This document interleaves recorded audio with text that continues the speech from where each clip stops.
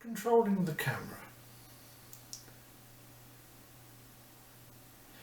Welcome to episode 6, and this time we're going to start to look at the practical use of the camera. I'm going to look at how you might change the settings for controlling the exposure, the aperture and shutter speed. I'll also introduce the main exposure modes offered on most modern cameras. So, first off, I'll have to start with a caveat. I might not be able to show you exactly how your camera works. I only have Canon DSLRs, so they are the only cameras I have available to demonstrate with. However, what I hope I will be able to do is give you enough information that with the aid of your camera's manual, you will be able to find out how your camera does things. Even for Canon users, we have issues, as they have 4 different basic camera interface layouts and then multiple sub-designs for individual cameras.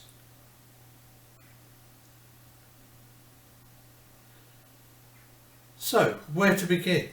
Most modern system cameras, be they mirrorless types or DSLRs, tend to have a shutter button situated on the top right hand corner where the right forefinger naturally falls. This is normally a 2-stage button where the first pressure wakes the camera up from sleep mode, initiates the autofocus and starts up the camera's light metering system. Then, with a bit of additional pressure, the second stage of the button initiates the shutter release process. Next to this button, there is usually a control wheel that you can rotate. This is often called the main dial. These are the pair of controls that you are going to use the most.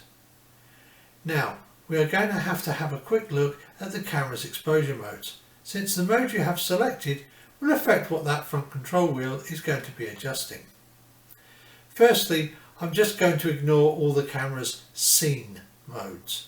By the time we have finished, you will be able to select far more appropriate settings for any situation than you will get from a canned scene mode.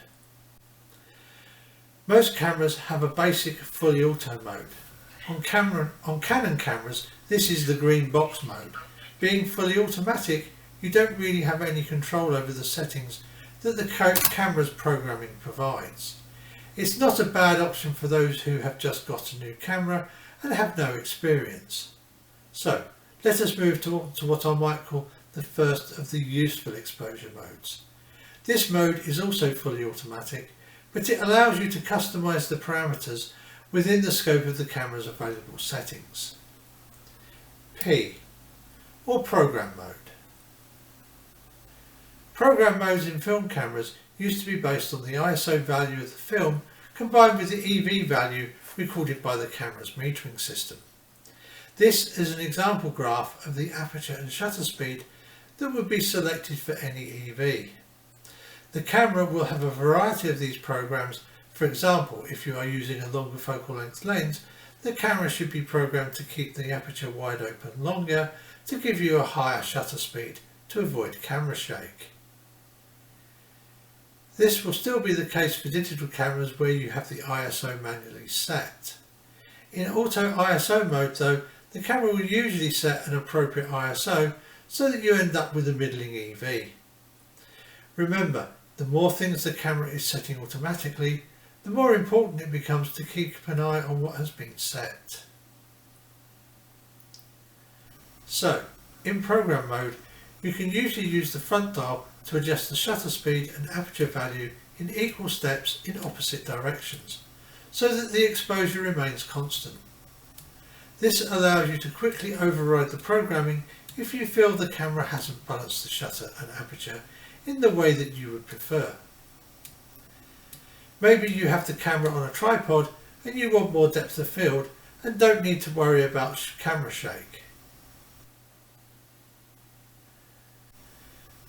Most cameras have a secondary wheel that is accessible by the thumb on the back of the camera, or they will have a suitably placed button that switches the function of the front dial. This secondary dial in most exposure modes will usually control exposure compensation. Exposure compensation, or EC, allows you to adjust the exposure level up or down to make the image brighter or darker. This is useful in many image situations where large areas of light or dark are present. since the metering system is trying to make the overall average of the image mid-grey. As I so often say, more on that subject later. My view is that program is the perfect exposure mode for the beginner that wants to learn. In average circumstances, it will pick a very appropriate group of exposure settings, and it even has enough control that you should soon be able to help it out a little when the going gets harder. Next on the dial is a mode that is not used too often, this one being TV or time value mode. No, it's not for taking photos of a television with, although if I did need to take photos of a television, I would use TV mode. On Pentax cameras it's known as SV mode, so mileage may vary, as they say. This mode is also known as shutter priority mode, and that is how I will refer to it in future. In shutter priority mode, you set the required shutter speed using the front dial. The camera then sets the aperture for you based on the reading taken by the metering system and the selected ISO. I recommend using TV mostly when you need to be using a specific shutter speed value for an effect. Oddly, shutter priority mode is not ideal for situations where you need to be using the absolute fastest shutter speed possible.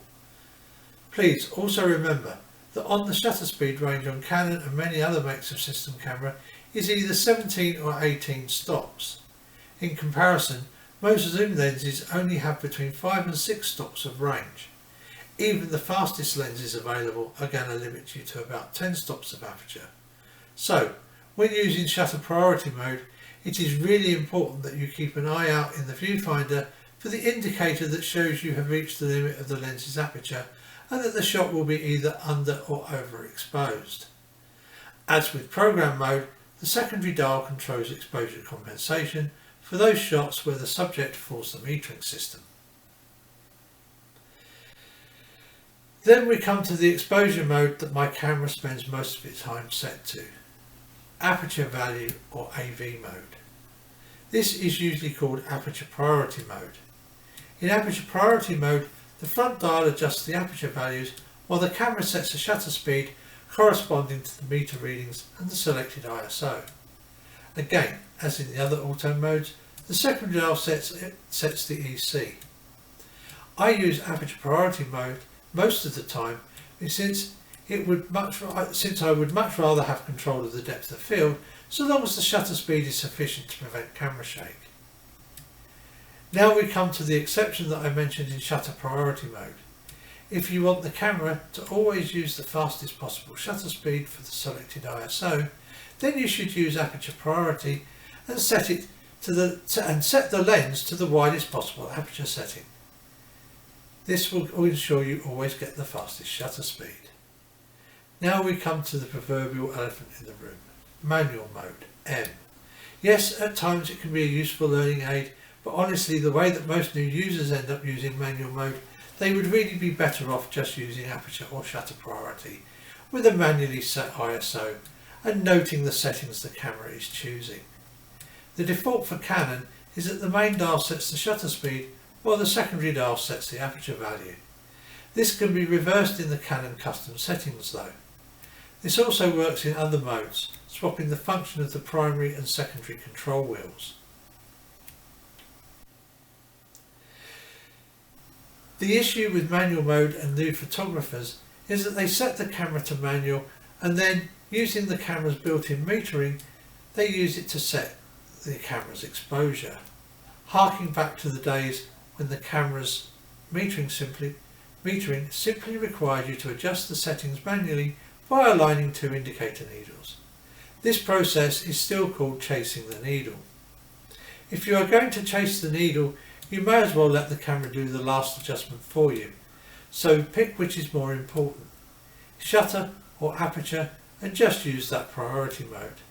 The camera can do it much quicker and with more certainty than you will ever do it manually. Where manual mode really comes into its own is when you stop using the camera's built-in metering system. The camera's system measures the amount of light reflected from the scene. Separate handheld meters can be very useful, since they can be used to measure either the light reflected from a small part of the scene or, More importantly, they can be used to measure the amount of light falling on the scene. You can still get handheld incident light meters, but they start at about £130, so are not cheap. Do not worry though, there is a solution available and it costs nothing. There are incident light meter apps available for free for both Android and iOS devices. The one that I use has the look and operation of a traditional analog meter, which is why I like it so much. Ones with digital style readouts are also available. This approach to setting the exposure is especially useful in situations that are difficult for reflected light metering, such as subjects with very strong backlighting. The other option here is simple experience. You will quite quickly learn what settings work in certain common situations, so you will be able to quickly dial those in manually. There is another auto exposure mode that is hidden within manual mode on Canon cameras. Now, in the shutter and aperture priority modes, it is usually assumed that you will have also manually selected the ISO value to suit the conditions. So, what you really have is TV/ISO and AV/ISO priority modes. What you have in manual mode is the opportunity to set a TV/AV mode with the camera selecting the ISO value automatically. Historically, Canon's auto ISO wasn't that brilliant, but it has now improved considerably.